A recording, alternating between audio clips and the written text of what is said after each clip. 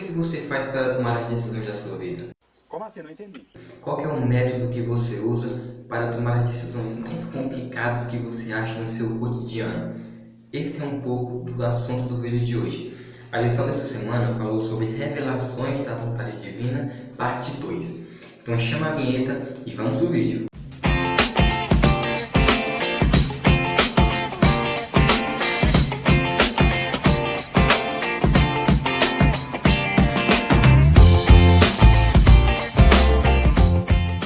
A lição começou com a história de um jovem recém-graduado.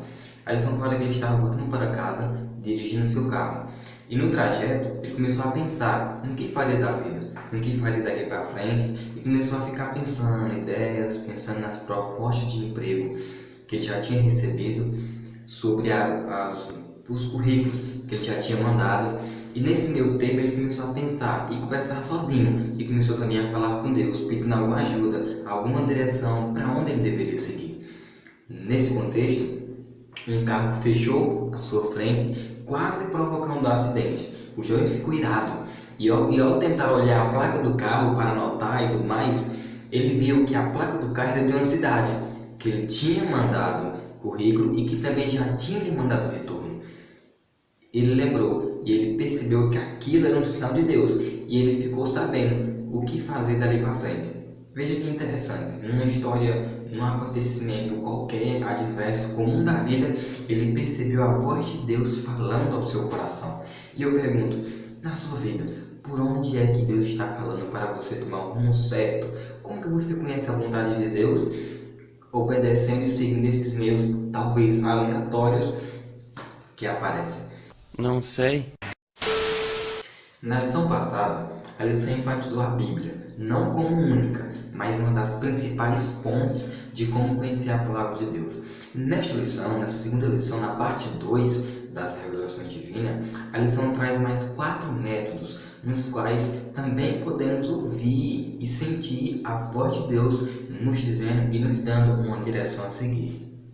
O primeiro método que a lição apresenta é a Bíblia, não como única, mas como principal fonte de conhecer a vontade de Deus. Se você quer saber mais sobre isso, clique no primeiro link do vídeo acima ou na descrição do vídeo embaixo, que você vai ser encaminhado para o vídeo da lição da semana passada. Lá a gente falou um pouco mais detalhado de como estudar a Bíblia, de como entender o seu contexto e tudo mais. Só que, em suma, o primeiro é a Bíblia.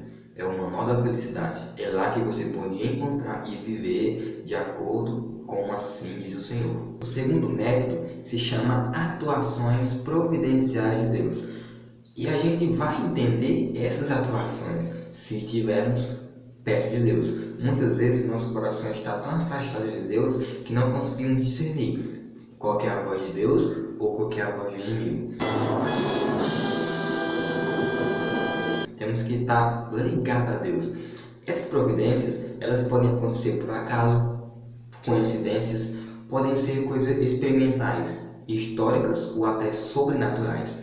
O que devemos entender é que nem toda porta que se abre é da vontade de Deus, e nem toda porta que se fecha quer dizer que não é da vontade de Deus.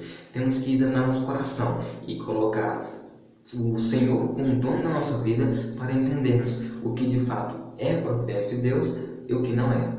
É verdade. Outro método que também podemos ouvir a voz de Deus são pelos apelos que o Espírito Santo faz a cada pessoa. São como impressões que ele põe em cada coração para que assim possa ser desenvolvido nosso caráter. No livro O Desejado de Todas as Nações, a escritora Ellen White falou o seguinte: pouco a pouco o Espírito Santo produz impressões que atraem o coração do homem a Cristo. Essas impressões, elas não afetam apenas as grandes decisões da vida, mas em colocar Deus no comando da nossa vida e nos convencer de toda a verdade. Assim como as atuações providenciais de Deus têm que se colocar à prova, à vista da palavra de Deus, da Bíblia, para sabermos se de fato é a vontade de Deus. Um quarto método para também se ouvir a voz de Deus está na Bíblia, é a sabedoria. Provérbios 15, versículo 22, fala que na multidão de conselhos há sabedoria. A vontade de Deus para a nossa vida, ela pode ser obtida por meio de conversas ou de conselhos que a gente recebe de pessoas mais experientes, que já entenderam essa vontade para a sua vida e por isso vivem essa verdade. Muitas vezes é bom sentar, é bom escutar o que as pessoas mais experientes já passaram e aí podemos entender qual é a vontade de Deus para a nossa vida. Temos que procurar aquelas pessoas que têm um ligamento com Cristo. Temos que procurar as pessoas que são de Deus e que também nos amam e que querem nosso bem. E por causa disso, vão nos dar os melhores conselhos para que tenhamos também um final feliz, assim como estiver. O quinto método é a razão. Entenda que Deus nunca faz nada por fazer. Tudo tem o seu propósito, o seu objetivo. Deus não é um Deus que faz as coisas sem sentido, sem razão. Existe razão. Temos que estudar racionalmente cada decisão para que no futuro isso não se prejudique. Entenda que a razão e o discernimento podem ser claros na aplicação dos princípios bíblicos para a nossa vida. Um exemplo disso é a guarda do sábado. A Bíblia enfatiza que devemos guardar o sétimo dia da semana, o sábado do Senhor. Só que ela não fala detalhadamente o que temos que fazer nesse dia. Nesse caso, temos que usar a razão para guardá-lo de forma que não transgrida o mandamento do Senhor. É verdade. Mas e como Deus nos responde? E se você já passou sobre essas 5 peneiras, se você já tentou de todas as formas, só que não conseguiu ouvir a voz de Deus nesse meio, o que eu devo fazer quando Deus não responde? Você tem que entender que mesmo você passando e seguindo esses 5 passos de como conhecer a vontade de Deus, muitas vezes com estudo, com oração, não vai vir uma resposta imediata de Deus. Geralmente isso não revela a indiferença de Deus, mas o dom do livre-arbítrio. Deus não é um sistema. O Espírito Santo é uma pessoa, tanto quanto o Pai, tanto quanto o Filho. Deus ele não trabalha por meio de sistemas, mas de um coração contrito. Não esqueça também que muitas vezes a gente quer procurar métodos para conhecer a vontade de Deus, sendo que ele já está explícita na Bíblia.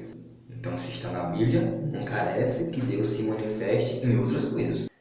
E por fim, temos que olhar para Cristo.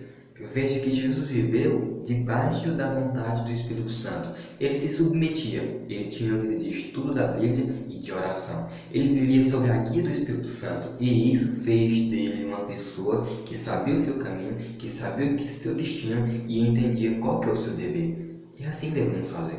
Devemos nos colocar nas mãos de Deus. Entender que assim como falou Davi, entrega o teu caminho ao Senhor, confia nele, o mais ele fará. Assim deve ser nossa vida. Se a gente se colocar na posição de servo e colocar Deus como o Senhor da nossa vida, entenderemos qual que é o caminho dele para a nossa vida. Vivemos na sua vontade, viveremos segundo o seu querer e saberemos qual de fato é a nossa missão. O importante não é você saber qual que é a vontade divina para a sua vida, mas saber qual fonte que indicou essa verdade.